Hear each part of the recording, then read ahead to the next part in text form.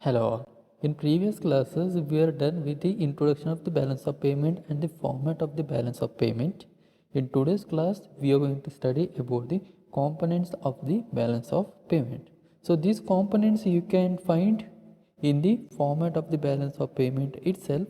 So we are going to study these components with the format of the balance of payment statement. Balance in mercantile trade account, you can find it under the current account, mercantile trade account, mercantile import and mercantile export. So the difference is nothing but the balance in mercantile trade account. Then invisible transactions also you can find under the current account and balance in current account. So this is what the total difference of the current account, that is the debit items and the credit items, that's nothing but the balance in the current account. Then balance in capital account, then foreign exchange reserves, errors and omissions. These all things we can find in the balance of payment format itself. So let's understand balance in mercantile trade account. This account in the balance of payment is part of the current account balance. It primarily represents the difference between the export and the import, which includes trade in goods only.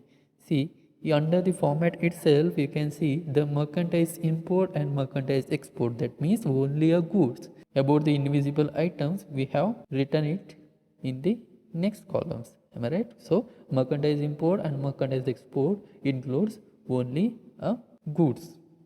Trade account balance indicates whether the country is enjoying a surplus on goods trade with the rest of the world or it is suffering from trade deficit. Here we can see minus 20. So debit means import is more and credit means exports are less. Minus 20 is nothing but the deficit. In addition, the countries which produce high value commodities or endowed with the natural resources such as oil, gas, have also trade surplus while trading with major trade partners.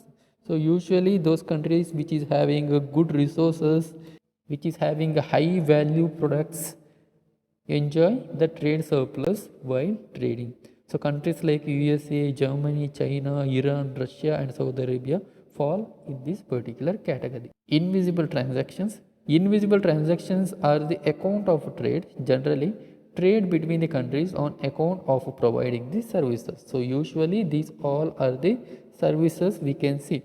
Even unilateral transactions and investment income will comes under this particular category. The main area of the trade in services are such as financial services, transportation services, educational services, tourism services, etc.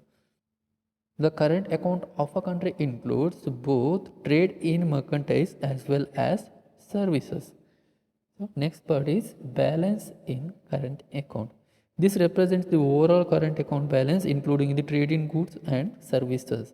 So merchandise import and export and the invisible items what we have identified under the format. So this is the overall balance of current account. It's credits minus debits minus 15 what we have identified. So that is nothing but the balance in the current account.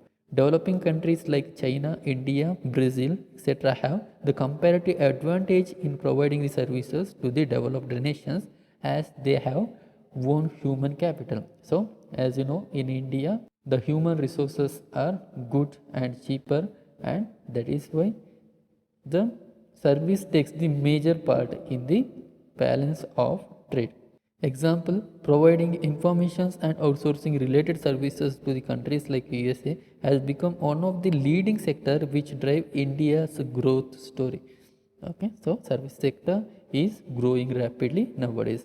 In this scenario, trade services emerge as an important part of the current account of the balance of payment. The difference between these components in terms of credits and debits represents the overall balance of the current account. So here we can see the overall balance of the current account, balance of payment of the current account, that is credit minus debit. Next is a capital account. Capital account of the balance of payment records all those transactions between the residents of the country and the rest of the world which cause a change in the asset or liabilities of the residents of the country or its government. It is related to the claims and liabilities of the financial nature, and capital account is used to finance the deficit in current account or to absorb the surplus of the current account. So if there is a deficit in current account, then the loans are taken to settle that, and if there is surplus in the current account, then the credits are provided to use those surplus. Okay, so capital account, as you know, the capital transactions are there which may cause the changes in the assets or the liabilities of the residents of the country or its governments. Components of the capital account: borrowing and lending to and from abroad. Okay, so loans borrowed, repayments of the loans from other countries comes under capital account. Loans given and repayment of the loans to the countries from which it has been borrowed. Okay, so loans repayment from the particular country, that means a cash outflow, and even the loans given, that is also the cash outflow. Investment to and from the abroad, like foreign direct investment. So foreign direct investment from other countries in the domestic market, and foreign direct investment from the investors in foreign markets. So that also comes under the capital account. Foreign exchange reserves. The foreign currency held in a country is also taken into the account while maintaining the balance of payments accounts. The reserve may be held in the forms of special drawing rights as per the IMF rule: gold, US dollars, euro, etc. So as you know, IMF is issued a special drawing rights. In short, it is mentioned as XDR. If you have that reserve also, that is considered under this particular aspect. Technically, when a country exports, it receives more foreign exchange or currency. When the exports are more, the country will receive the foreign currency, so that the foreign exchange reserve will be more. And when the imports are more, the company have to pay in the foreign currency, so that the foreign exchange reserves will be less. It implies that if the current balance of payment account is in a surplus, the country has a potential to increase the foreign exchange reserves. Okay, suppose current balance of payment account is in surplus, then foreign exchange reserves may increase.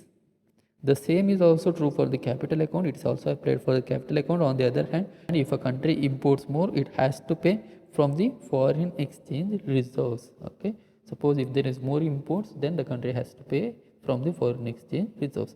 Errors and omissions, it can be either due to the statistical discrepancies or due to the certain unrecorded transactions. So as you know, in the accounting also we have studied about the errors and omissions. Here also errors and omissions chances are there. So that's it for today's class. In coming classes, we are going to speak about balance of payment problems in India. It's nothing but the balance of payment deficit problems in India.